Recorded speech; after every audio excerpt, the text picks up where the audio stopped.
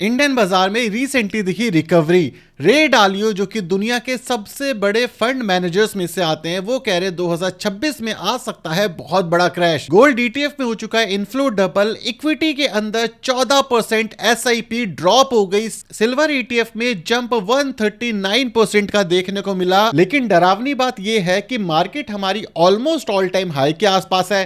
Gold के अंदर inflow बढ़ रहा है, सिल्वर में इनफ्लो बढ़ रहा है। रे डालियो कह रहे हैं कि मार्केट होगी क्रैश। तो बेसिकली यहां पर प्रॉब्लम यह है कि एक रिटेल इन्वेस्टर को समझ नहीं आ रहा कि इन्वेस्ट करने का सही तरीका क्या है। और यह सिनेरियो बहुत रेयर केसेस में होता है कि गोल्ड, सिल्वर और स्टॉक मार्केट तीनों अपने ऑल टाइम हाई के आसपास मिले। और यही चीज इस वीडियो में समझने की कोशिश करेगी कि रिस्क क्या है और गोल्ड और सिल्वर क्या एक्चुअली में इतने सेफ एसेट हैं या फिर नहीं। सो मेरा नाम है अभिषेक उपाध्याय, आप देख रहे हो कॉफी थिंकर्स। शुरू करते हैं वीडियो। इक्विटी म्यूचुअल फंड में जो एसआईपी हो गई वो 14% से गिर चुकी है और इसके पीछे सिंपल सा रीजन है।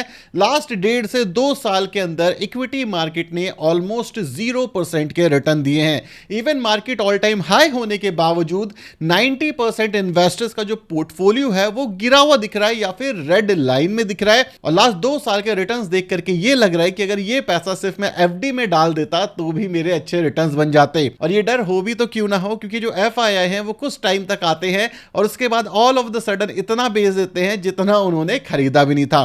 तो सबसे पहले डिस्कस करते हैं इक्विटी के साथ बेसिकली हो क्या रहा है। देखो, इक्विटी का बेसिक मतलब होता है स्टॉक मार्केट और स्टॉक मार्केट में बेसिक मतलब होता है रिटर्न्स। अगर इक्विटी मार्केट के अंदर रिटर्न्स नहीं बन रहे होते हैं तो उस समय पे जो रिटेल इन्वेस्टर है वो डर करके बेच देता है। और यही चीज आपको इस समय पे होते हुए दिख रही है। स्मॉल कैप के अंदर 13 से 14% तक का लॉस लोगों को अपने पोर्टफोलियो में दिख रहा है। लेकिन एज अ रिटेल इन्वेस्टर हमारे दिमाग में सिर्फ एक चीज होनी चाहिए कि हमने कब इन्वेस्ट करना शुरू किया, क्यों इन्वेस्ट करना शुरू किया, और जब बाजार के अंदर इतनी मेजर गिरावट हो चुकी है तभी हमें इन्वेस्ट करने का एक अच्छा मौका मिलता है। कुछ मैं आपको एग्जांपल दिखाता हूं। सबसे पहले जो निफ्टी 50 है उसने अपना ऑल टाइम हाई मारा था सितंबर 2024 के अंदर। उसके बाद से आज तक ये अपने ऑल टाइम हाई के आसपास ही घूम रही है, इसको ब्रेक नहीं कर पाई है। अगर मैं इसके अंदर सिर्फ 2020 से लेकर के आज की ग्रोथ की बात करूं तो लास्ट 6 साल के अंदर जो निफ्टी 50 के रिटर्न्स रहे हैं वो रहे हैं 110%। अगर आप इसको एवरेज निकालोगे तो 12 से 13% के एवरेज सीएजीआर के रिटर्न्स हमें यहां पर दिख रहे हैं। और यही चीज आप पहले भी नोट कर सकते हो कि काफी लंबे समय तक यहां पर रिटर्न्स नहीं बनते और उसके बाद अप मूव आता है। इवन इससे पहले भी अगर आप मार्केट के अंदर जाओगे तो यही चीज यहां पर भी होते हुए दिखी कि काफी लंबे समय तक रिटर्न्स नहीं बने और उसके बाद ऑल ऑफ द सडन जो मार्केट है वो हमें रैली दे देती है करीब करीब 90% के आसपास की। तो सबसे पहले अगर आपके मन में डर है कि यार स्टॉक मार्केट में तो पैसा नहीं बन रहा, तो आपको ये पैटर्न समझना चाहिए, अदरवाइज आप लॉस कर लोगे। अब आपको दिख रहा है निफ्टी स्मॉल कैप 250 का डेटा, तो यहां पर भी सेम ही चीज हो रही है कि सितंबर 2024 में ऑल टाइम हाई मारा और अभी के डेट में 14% के लॉसेस दिख रहे हैं। लेकिन आपको ये चीज पता होनी चाहिए कि यही टाइम है जहां पर हमें एसआईपी करनी चाहिए, क्योंकि यही वो टाइम है जो आपको मैक्सिमम ग्रोथ दिखा सकता है अपने पोर्टफोलियो के अंदर। निफ्टी स्मॉल कैप अगर मैं 100 आपको दिखाऊं तो यहां पर भी आपको वही पैटर्न्स देखने को मिलेंगे जो हमने पास्ट में देखे हैं। ये पैटर्न ये कहते हैं कि 2 से 3 साल तक रिटर्न्स ऑलमोस्ट जीरो बनते हैं, जैसे कि 2014 से 2015 के बीच में रिटर्न्स ऑलमोस्ट जीरो बने थे। उसके बाद एक मेजर करेक्शन आ गया 25% का, फिर मार्केट कंसोलिडेशन में चली गई और उसके बाद एक रैली आई। यही चीज आप आज की मार्केट के अंदर भी अप्लाई कर सकते हो कि यहां पर भी सेम ही चीज हुई कि एक कंसोलिडेशन फिर करेक्शन, मार्केट के अंदर कंसोलिडेशन और मेजर करेक्शन और फिर चांसेस हाई हैं कि यहां पर रैली आ जाएगी। अब ये रैली क्यों आएगी आपको कुछ चीजें पता होनी चाहिए। सबसे पहली चीज, इंटरेस्ट रेट कट हो रहे हैं धीरे धीरे करके, मोस्ट प्रोबेबली हो सकता है हमारे रेवेन्यूज आ जाए। जिस दिन कंपनीज के रेवेन्यूज आने शुरू हो जाएंगे मार्केट के अंदर एक अप सेंटिमेंट आपको देखने को मिलेगा। अगर रेवेन्यूज नहीं आएंगे तो यहां पर अप सेंटिमेंट नहीं देखने को मिलेगा। और अगर आप मेरे से पूछोगे कि तुम क्या चाहते हो, रेवेन्यू आए या फिर ना आए, मैं बोलूंगा कि भाई मैं ये चाहता हूं कि रेवेन्यू ना आए। क्यों मैं ऐसा चाहता हूं? क्योंकि स्मॉल कैप में अप्रॉक्सीमेटली 4 ईयर की साइकिल होती है, मतलब 2 साल तक जो स्मॉल कैप है वो ऊपर जाता है, फिर 1 साल तक कंसोलिडेट करता है, फिर गिर जाता है, उसके बाद फिर ऊपर जाता है। ये साइकिल आप पिछले 15 साल 20 साल उठा करके देखोगे आपको सेम ही पैटर्न देखने को मिलेगा। इसीलिए जो मिड कैप होता है वो स्मॉल कैप से अच्छे रिटर्न्स दे देता है लॉन्ग टर्म के अंदर, क्योंकि वो गिरता कम है। स्मॉल कैप के साथ यही प्रॉब्लम होती है कि वो चढ़ता ज्यादा है और गिरता कम है, इसी वजह से एवरेज रिटर्न मिड कैप के, अगर मैं इंडेक्स से बात करूं तो एवरेज मिड कैप के रिटर्न्स ज्यादा होते हैं, अगर मैं लास्ट 15 साल या 20 साल की बात करूं, और डेटा के साथ मैंने आपको काफी बार प्रूव भी किया है। तो ये वो वाला टाइम है जहां पर आप अच्छे यूनिट को एक्यूमुलेट कर सकते हो, ताकि लॉन्ग टर्म के अंदर जब हमें वापस से एक रैली देखने को मिले तो हमारा जो पैसा है वो स्टॉक मार्केट में इन्वेस्टेड हो। और पर्सनली मैं यही चाहता हूं। इवन वॉरेन बफेट सर भी ये कहते हैं कि जिस दिन मैं बाजार में पैसा डालता हूं, मैं ये चाहता हूं कि अगले 5 साल तक बाजार ना चले, ताकि मैं इन्वेस्ट करता रहूं और 5 साल के बाद जब बाजार चले तो मेरा मैक्सिमम पैसा एक इंडेक्स में लगा हो। तो ये चीज आपको पता होनी चाहिए। अगर आपको ये नहीं पता है तो आप यहां पे गड़बड़ करोगे।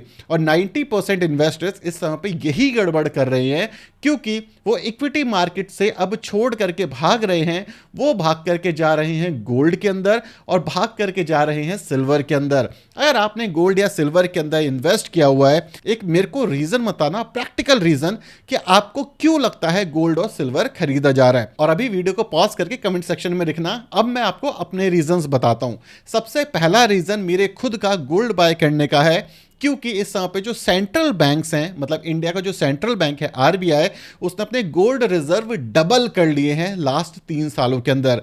वहीं पे जो चाइना है उसने भी अपने गोल्ड रिजर्व को 2 गुना कर लिया है लास्ट 3 सालों के अंदर। और ये प्रोजेक्शन लगाई जा रही है कि इंडिया और चाइना और भी ज्यादा गोल्ड खरीदने वाले हैं। जब किसी देश का सेंट्रल बैंक गोल्ड इतना खरीद रहा होता है तो इसका मतलब ये होता है कि शायद आपको और मुझे कोई ऐसी चीज है जो नहीं पता, जो कि बैकएंड के अंदर हो रही है, लेकिन बहुत जल्दी वो जब फ्रंट लाइन में आएगी तो हम सबके पैसे मर सकते हैं, जिस वजह से जो सेंट्रल बैंक है अपने आप को हेज कर रहा है। तो मैंने गोल्ड को इस वजह से खरीदा है क्योंकि मैं अपने पोर्टफोलियो को हेज कर पाऊं, इन्फ्लेशन के रिस्क को कम कर पाऊं।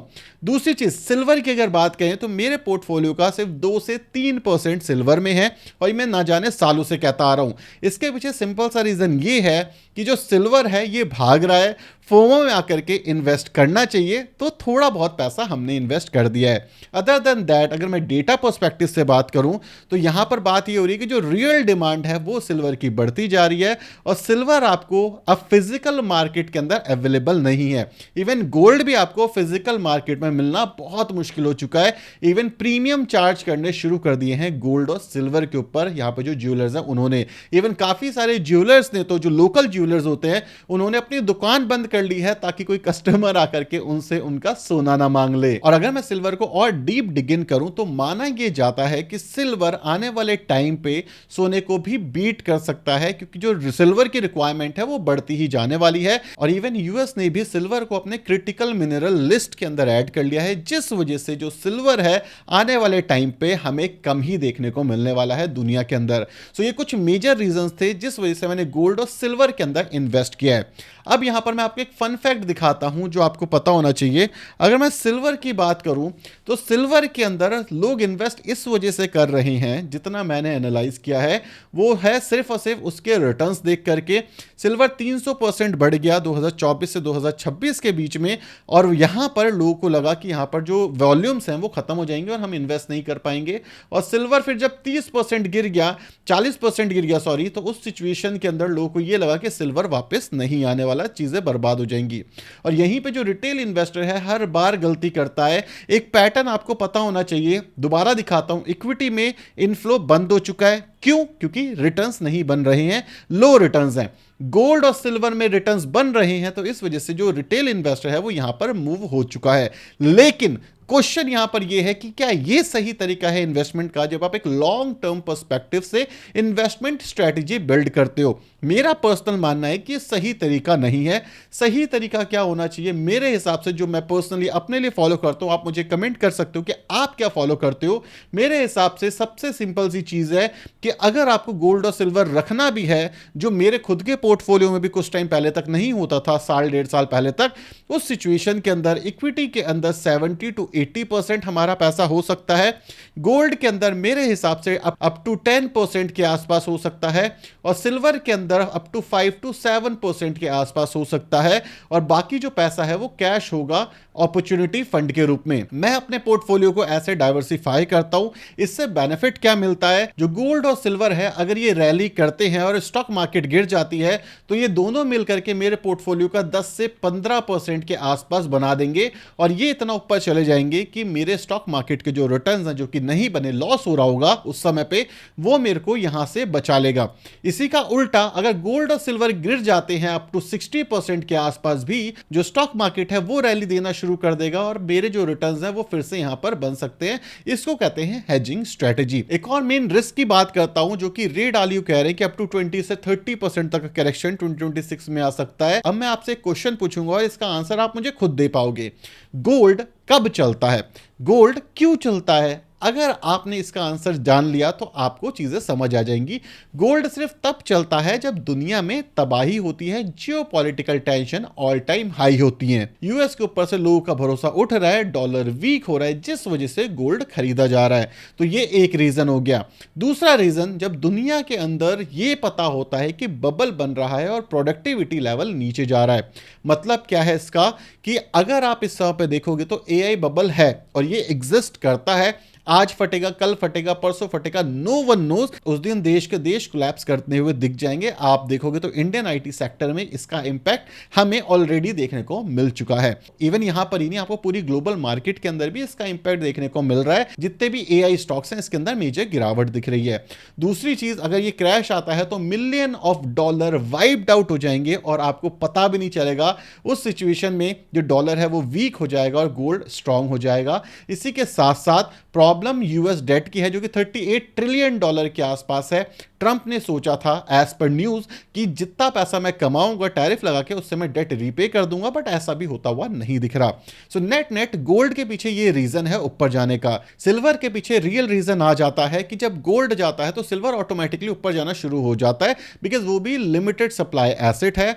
दूसरी चीज, जो सिल्वर है उसकी रियल डिमांड बढ़ने लग गई है। अब आप बोलोगे भाई रियल डिमांड बढ़ने लग गई है और सिल्वर महंगा हो गया तो प्रोडक्ट के कॉस्ट प्राइस भी तो बढ़ जाएंगे। एक्चुअली ऐसा नहीं होता। अगर आप प्रैक्टिकली सोचोगे तो सिल्वर किसी भी चीज के अंदर कितना यूज हो रहा है। अगर मैं बात करूं, ये जो मेरा फोन है इसके अंदर भी सिल्वर यूज हुआ है, राइट? लेकिन कितना, बहुत ही छोटा सा हिस्सा मेरे सिल्वर का यूज हुआ है इस फोन के अंदर, जिससे इस फोन की कॉस्ट 100 से 200 रुपए, 500 रुपए के आसपास बढ़ जाएगी इन फ्यूचर। हाइपोथेटिकल एग्जांपल है। लेकिन यहां पर क्वेश्चन सिर्फ एक फोन का नहीं है। यहां पर क्वेश्चन ये है कि आने वाले कितने फोन्स बनने वाले हैं जिसके अंदर सिल्वर यूज होगा। मतलब क्वांटिटी छोटी यूज हो रही है लेकिन वॉल्यूम में चीजें बन रही हैं, जिस वजह से सिल्वर कम हो रहा है और यही एक रीजन है सिल्वर ऊपर जा रहा है। पास्ट में जो सिल्वर का प्राइस है इसको जबरदस्ती दबाया गया था, अब वो होना पॉसिबल नहीं है। इवन काफी सारे बैंक्स ने काफी सारा पैसा दिया था कोर्ट के अंदर, यूएस कोर्ट के अंदर, इस केस को सेटलमेंट करने का कि भाई सिल्वर को जबरदस्ती तोड़ करके नीचे लाया गया। अब जो डिमांड है वो रियल हो चुकी है और सेम चीज अप्लाई करना पॉसिबल नहीं है, इसलिए सिल्वर ऊपर जा रहा है।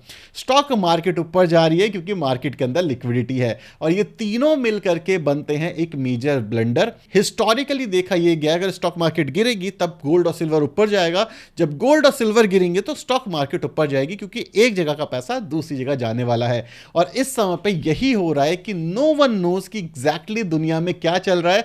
और रे डालियो ये कह रहे हैं कि गोल्ड और सिल्वर तो यहां से धीरे धीरे करके ऊपर चला जाएगा, स्पेशली गोल्ड ऊपर चला जाएगा और जो मार्केट है ये आने वाले टाइम पे 20 से 30% का करेक्शन फेस करते हुए दिख सकती है, क्योंकि अब जो नॉर्मल इन्वेस्टर है वो भी बाजार छोड़ करके जा रहा है, तो सपोर्ट ही नहीं मिलेगा बाजार को। सो मेरा मानना यह है कि रे डालियो एक अमेजिंग इन्वेस्टर है और ये सही भी हो सकते हैं, लेकिन अगर मैं थोड़ा अपना दिमाग लगाऊं, क्योंकि खुद के मेरे पैसे हैं और मैं एक डाइवर्सिफाई पोर्टफोलियो बनाऊं जहां पर मुझे हर एक चीज का बेनिफिट भी मिले और मेरा रिस्क भी है जुड़ा है, तो इसके अंदर बुरा क्या है? मुझे किसी भी एक चीज को पकड़ करके उसके पीछे ही क्यों भागना है ना? जब दुनिया में ही अनसर्टेनिटी है, अनक्लैरिटी है, तो इस समय पे मैं हर एक चीज थोड़ा थोड़ा रख लूं ताकि कोई भी चीज गिरे तो मेरा पैसा बर्बाद ना हो और कोई भी चीज बढ़े तो ऐसा ना हो कि मेरा पैसा बने ही ना। सो ये मेरी पर्सनल स्ट्रेटेजी है। आप मुझे बताना कि एक्चुअली आपका क्या पॉइंट ऑफ व्यू है इन सारी की सारी चीजों के ऊपर।